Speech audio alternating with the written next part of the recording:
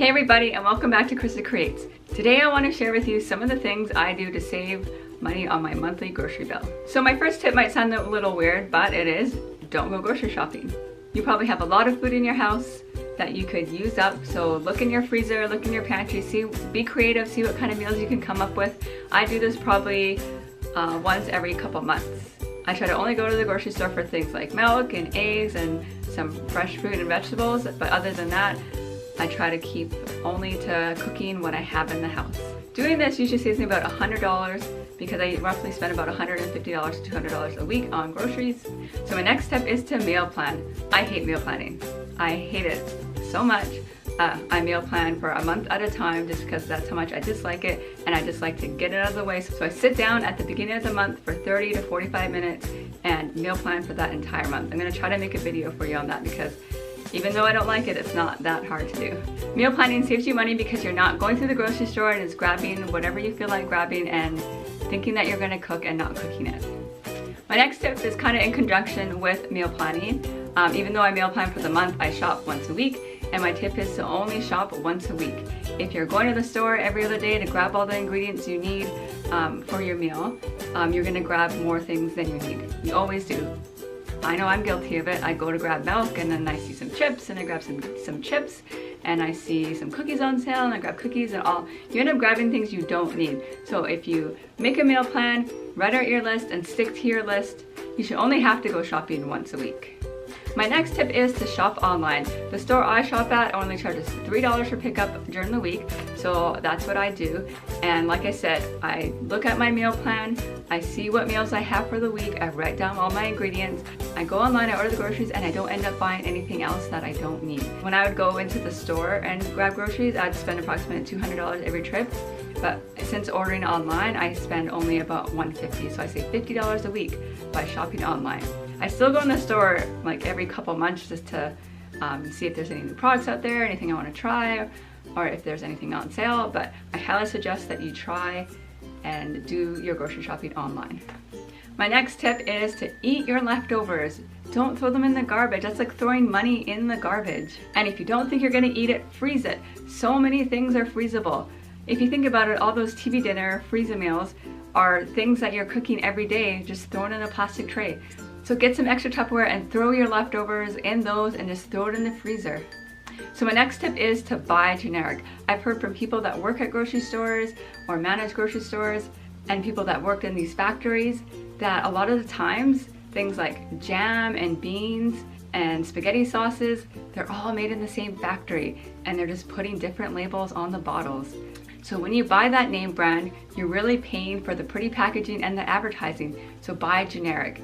So I will say not all generic and name brand things are made in the same factory, so you might have to pick and choose which ones you're gonna buy, but I'm just encouraging you to maybe try a generic item and see if you can taste the difference, because it could save you a lot of money at the end of the year.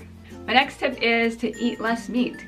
Try out some new vegetarian meals. Meat is expensive if you're making that a big part of your dinner. So find some vegetarian meals that you like and substitute 1 or 2 meals a week. Could save you a lot of money. My next tip is to try to buy local and in-season products. Not only are they cheaper, but they taste better, it's better for the environment, it's just great all around. And when you are buying local and in-season products, buy extra and throw them in the freezer.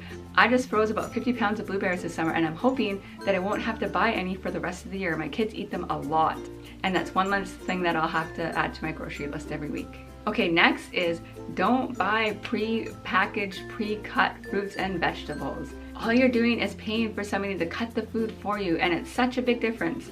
Okay guys, so I'm at Walmart, and here are the pineapples, $3.47, uncut. And then look at this whole pineapple, $6. That's crazy. Okay guys, here's another good example. This is a few cucumbers and peppers, and it is $4, and it's like the size of my hand. Or you could buy, for the same amount, a bag of 3 peppers and cut them yourself, and for $1 more, add a cucumber, and you'd probably get triple the amount that you would get in that little itty bitty box if you cut it yourself.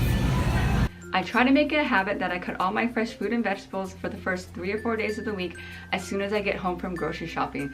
That way I'm not rushing to do it during the week, and that way I'm not spending that extra money on having somebody else cut it for me. My next tip is to keep your food organized. If you can't see what you have, food's gonna expire and you're gonna have to throw it in the garbage. One of the ways I love to organize food is with dollar store containers. If you organize your pantry and fridge by food groups in these dollar store containers, then you'll be able to see and rotate the stuff that's gonna expire soon with the stuff that you just bought. Next is when you're at the cash register or looking over your receipt, pay attention to the prices. A lot of big stores like Walmart and Superstore have this thing called the scanning code practice. When an item is scanned, if it is scanned as more than the price that you saw on the shelf, they will give it to you for free for a max of $10, or they'll give you $10 off whatever the item was. So my next tip is to stock up when things are on sale. You really have to know your prices here. You need to make sure you're getting the best deal possible. But some of the things I like to stock up on are spaghetti sauce, cake mixes, stuffing mixes, pasta, and oatmeal. My next tip is to join your store's loyalty programs. I shop at Superstore and I joined their loyalty program, and I get back about $250 a year just from using their card. The trick is to not get caught up in accumulating points. Don't go and buy things you don't need just because you get extra points. And my next tip is to buy in bulk. A lot of grocery stores have bulk sections. I like to get my nuts and dried fruit from the bulk section, and your other option is to shop at Costco. When you go to Costco, you just got to make sure you know your prices, because some things can be a little bit more expensive there, but not everything is. This is another video I want to do for you to show you what things are a great deal at Costco and what aren't worth buying. And my last tip is to use the Checkout 51 app. So this app just has a list of food that you can get cash back with. So the trick to this, again, is not to buy things just because you're going to get money back. I shop like I normally do, and then I go on the app and see if anything that I bought is on this list. And then you submit your receipts just by taking a picture of the receipt and sending it to them. With this app, when you hit $20, they will send you a check in the mail. And so far in 2 years, I've gotten about $100 back. So that's everything I have for you today. I really hope some of these tips helped you save some money on your grocery bill. I know it can get expensive. If you're new to this channel, don't forget to subscribe by hitting the subscribe button just down below here. And if you like this video, please give it a thumbs up and leave me some comments in the comments below telling me which one was your favorite tip. Until next time, bye guys.